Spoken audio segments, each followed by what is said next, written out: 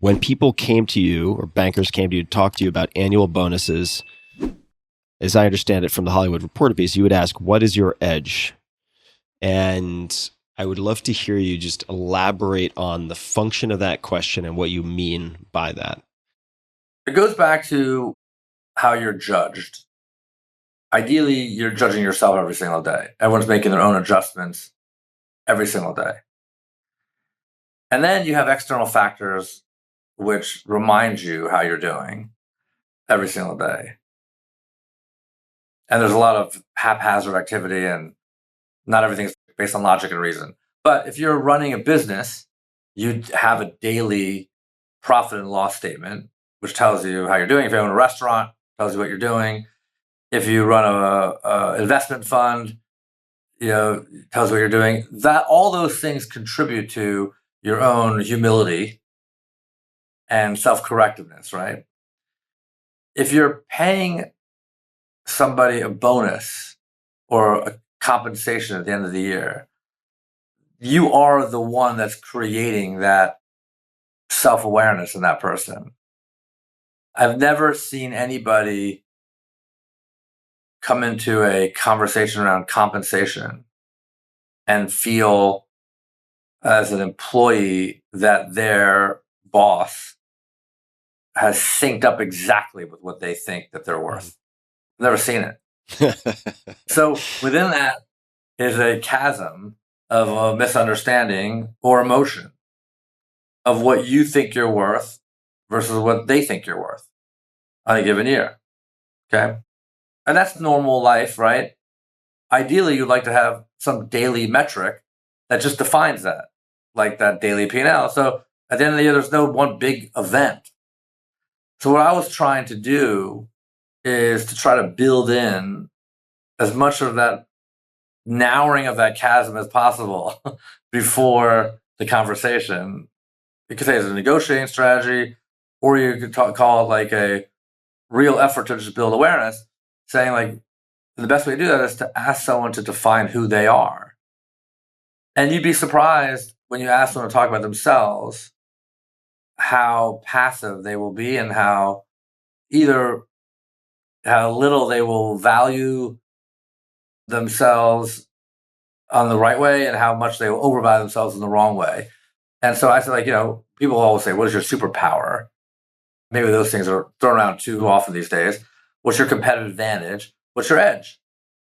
And in a certain defined role, like the role of finance or the role of banking, I said the edge really comes into play of, do you have a unique idea? Do you bring unique capital? Or do you have a unique relationship? But I wouldn't give them the answer. I was trying to figure out if they could get to it. If someone says, I work harder than everybody else, okay.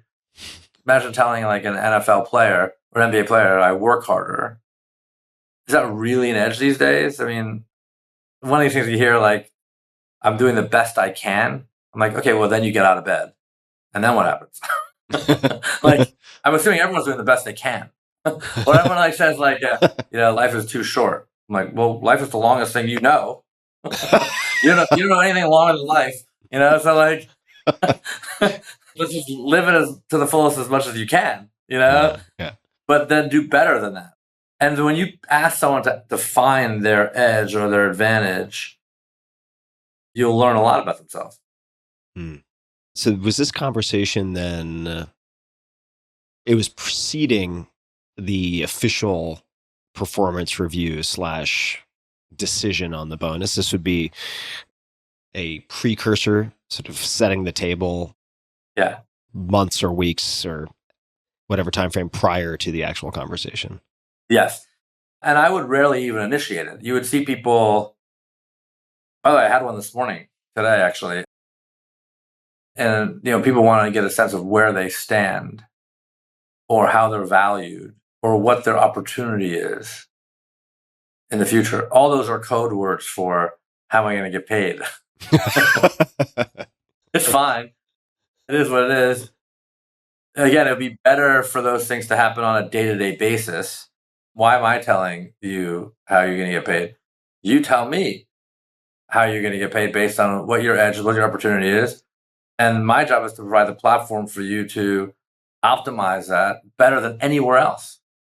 And your job is to optimize it here and have the free market to choose somewhere else. If you can't do that, or I can't do that, and embedded within all those solutions or scenarios is maybe some biases or some lack of self-awareness, or my mistakes in not building the right platform or not managing it correctly, right? And so maybe as a manager, my job is really to throw the penalty flags around versus manage and tell you exactly what you're worth before I have to. Mm-hmm. One's entrepreneurial and one's needing to be secure. Mm-hmm. Where does that security come from? Self inside or outside? Mm-hmm. You know, like when you're a parent to a child, you have to provide that security, but at some point they have to then get unlocked, right? Mm-hmm. Not everyone has to be entrepreneurial all the way, but there are certain responsibilities that I have to build a business for people to thrive and make sure it's that kind of environment, mission driven and opportunistic, and a meritocracy around that. And certain responsibilities that people have within it to then take it competitively better than the best they can. And then the risk I take is that they could do it somewhere else better than here. Mm-hmm. But I own that risk every single day. What risk do they own? Yeah.